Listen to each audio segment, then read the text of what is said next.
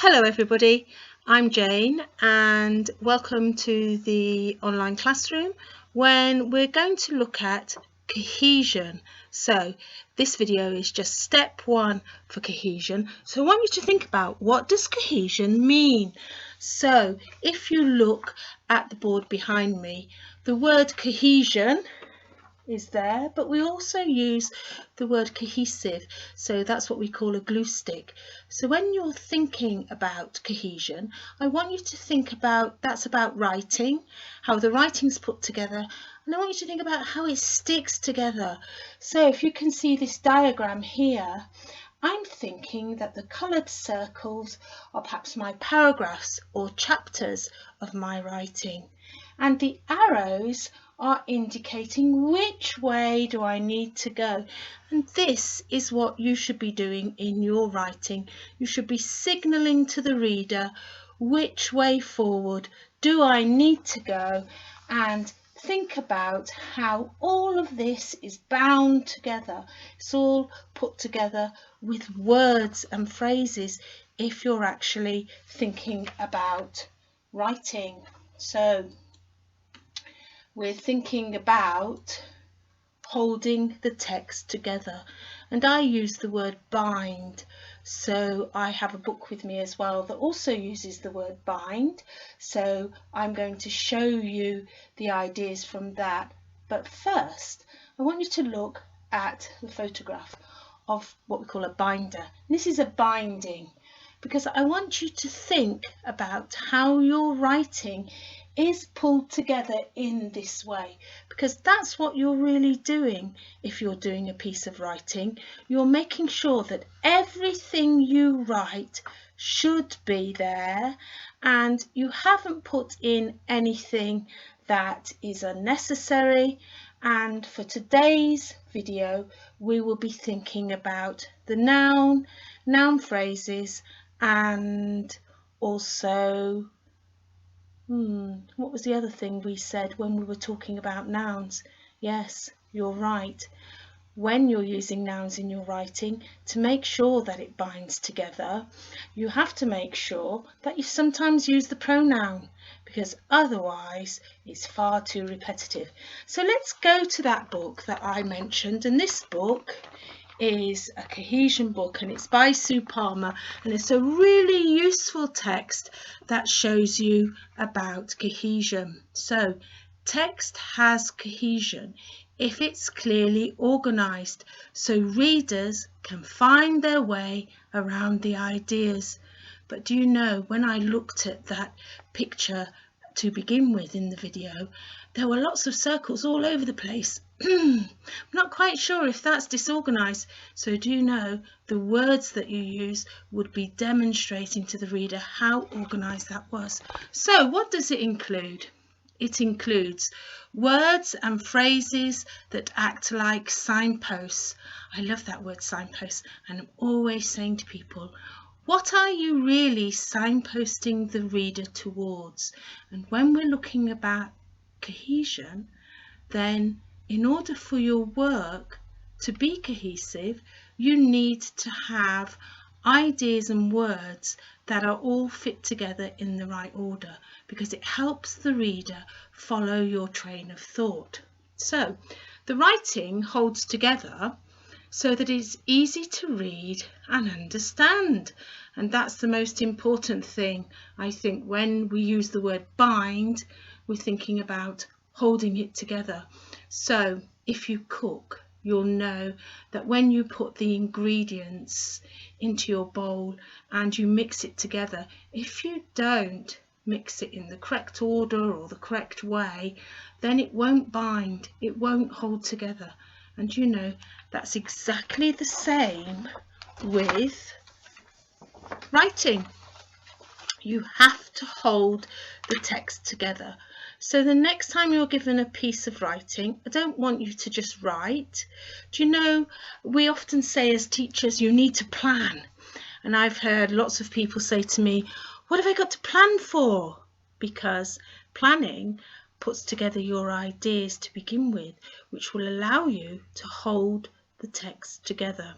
Now, can you remember what I said we were going to look at the very beginning of this video? I said that in holding the text together, we were going to think about nouns, noun phrases and pronouns, because they're word classes that we've actually looked at. We've looked at the noun and the pronoun, and I want you to think about when your work is held together, the reader needs to be able to go back and forwards and work out, what did you intend? What are you suggesting? Because do you know, that's exactly what you do when you look at a piece of reading.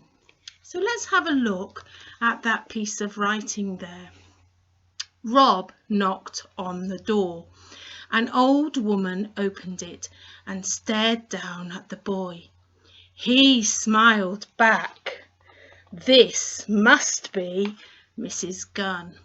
So one of the things that's quite important at this stage is to ask yourself, do you know which of those words are nouns, which of the words are pronouns, and what are noun phrases? And if you do, that's brilliant, because that means you're ready to think about the next step to cohesion.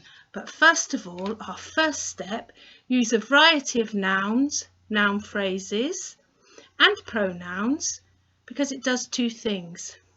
It helps you avoid repetition, and it also improves the cohesion of your writing. So for the first step, you need to review over your Easter holiday, what is a noun, what is a pronoun, what's a noun phrase, and then look at your writing and think, how do I use those so that the writing signposts to the reader what I want to say? And do you know, for the next part of the video, because it's what I call the run-up to Easter, it's not Easter yet, but it's time when our classes are closed, I'm going to share with you a rhyme. So please take time to rhyme with Jane. And in this rhyme, I'm really showing you that if there's something you need to remember, you have to find a way that is going to help you remember it. So I've put together a little poem. It's based on the word class poem, so really this is just my version of it.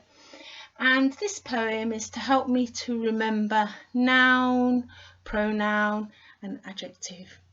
Are we ready? A noun's the name. How we know it's a person, plate, cat, dough. Instead of a noun, a pronoun we say. I, you, he, she, they. Adjectives show colour, size, shape, number, taste. Pretty, tall, round, one, laced. Verbs are words of action, to do. Read, write, jump, sing, sue. How, frequency, where, when. Our adverbs are now, quietly, above, quite, far. And do you know, that's just a short rhyme, but it helps me remember some of the words and the word classes that they belong to. So now, make your own rhyme. Say it, sing it, rhyme it, sign. So yes, there are various ways in which you can put together something to help you remember something. And maybe you think, I'm not really very good at rhyme, or I'm not very good at singing, or I really don't know how to sign. So now's the time to start working out just a little rhyme or a little sign to help you. And I'm going to sign off today. That means that I'm going to finish.